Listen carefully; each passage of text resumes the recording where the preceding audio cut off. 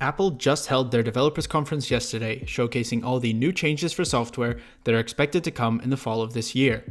And because the whole event is about an hour and a half, I thought I would recap the key takeaways so you're up to date but don't have to watch it fully. Let's dive in. I'm going to start with this. Apple renamed all their operating softwares to 26. So we have iOS 18 now, but in September this will be changed to iOS 26. Vision Pro will also be changed from VisionOS 2 to VisionOS 26, and so on. I think you kind of get the gist. This makes all the OS versions match in version number, and I don't actually hate it. I've had to quickly pop back in from the post-editing. I really appreciate how well they did the intro for this year's WWDC, and by the way, look at Craig Federighi's hair. That's pretty cool. Okay, let's get back to the video. Okay, so the biggest thing that will be changed this year is the redesign of all the apps UI. Basically, a huge visual update. And they named it Liquid Glass. It's the idea that all the apps, buttons, actions, and more resemble the look of glass and the way that glass refracts light. The new apps look as though they are small panels of glass which are stacked on each other, producing an app icon. It looks very cool in my opinion. It's Apple's biggest change since iOS 7. This is great to see, a new change and a fresh redesign for all devices. It does resemble VisionOS a bit, but I still like it a lot.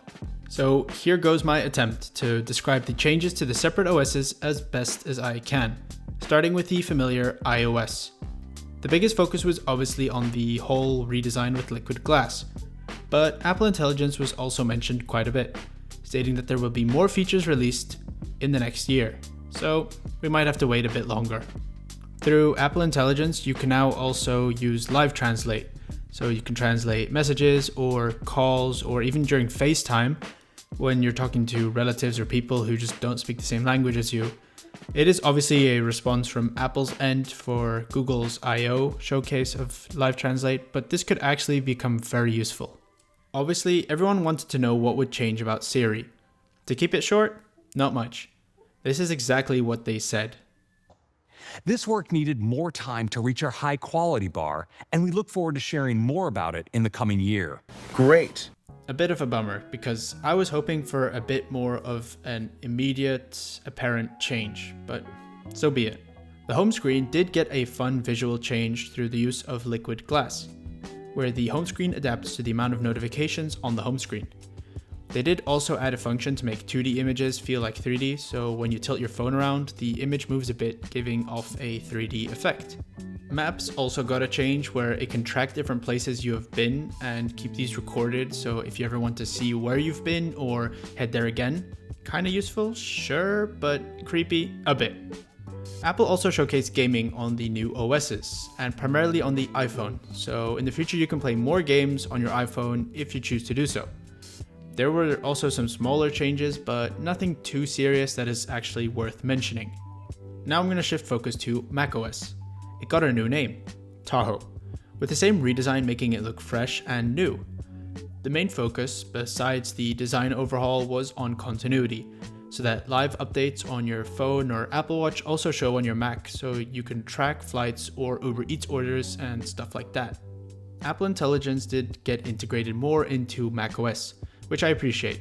You can now use the Spotlight feature to perform certain tasks or shortcuts, which could make working a lot quicker, if it works similarly to how showed during the event.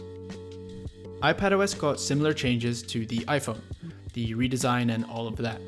But through the redesign process, Apple has made the iPad look a lot more like macOS, basically making your iPad like a Mac without a keyboard. The newly introduced Windows system is a lot better and practical looking than the previous Stage Manager, so this is definitely a big win for the iPad users out there. Again, the windowing system looks very similar to that of the Mac, so the main question I want to ask is, when will the iPad become too similar to the Mac to still be called an iPad? Just want to put that out there. But apart from that, the Files app got a redesign for better organization, and it works nicely with the whole multitasking system that has now been changed for the iPad. VisionOS and WatchOS didn't get any groundbreaking changes apart from the big redesign, but I've mentioned that enough now, so I'll try and recap some of the smaller changes. WatchOS will now have the ability to become your very own running buddy. It will provide you with pep talks and small facts during your run, and this could be fun. Big if here, The running buddy's voice sounds natural. You don't want some creepy, robotic voice whispering in your ear during your run. That seems kind of weird in my opinion. But there will also be this nice new shortcut called wrist flick. It's a gesture so you can dismiss things on your watch screen, so that could be pretty good. VisionOS, on the other hand, now has a cool new ability to stick widgets in specific locations without shifting around. So you can stick images on walls as if they are posters or paintings, and when you use your Vision Pro or shut it off and everything, they will still be in the exact same location as when you left them, and that could be pretty cool. Obviously, I just have to put this out there. This is only when you're wearing them, they won't be there when you take them off, but I think you already knew this. Just like last year, Apple Intelligence mostly dominated WWDC this year, but in the last year, Apple hasn't really delivered on their promise of integrating Apple Intelligence into our devices. So it's difficult to judge or know with certainty that this will actually become true this year. So what I'm kind of doing is ignoring Apple Intelligence a little bit and just appreciating the new redesign, and I think a lot of people will as well. And anything extra from Apple Intelligence will be a bonus in my opinion, and I think most people should take it that way because Apple hasn't fully delivered on everything. I hope they would, but they haven't fully, so kind of ignore it and put it on the side and just hope for the best. For those who are looking for tvOS or the new TV software, I'm sorry I didn't include it because I didn't really feel it was relevant to add. There wasn't any huge changes or big relevant ones. It was more like new TV shows and movies, so I thought it wasn't really applicable to my channel. But maybe go check Apple's website or YouTube channel and they might show you new trailers and stuff. Apologies. Big thing you should take away from all of this is that all of this will be released in a public beta next month, with the full official release happening towards the end of the fall. So it's not out now, it's just preparing us for what is to come. Please remember that. Thank you so much for watching, and I hope some of this made sense, or all of it. That would be ideal. I do like the redesign, and I hope that Apple can deliver on the whole promise of Apple Intelligence, but hey, we'll see, right? Thanks so much for watching. I'll catch you, or hopefully catch you in the next one. Bye!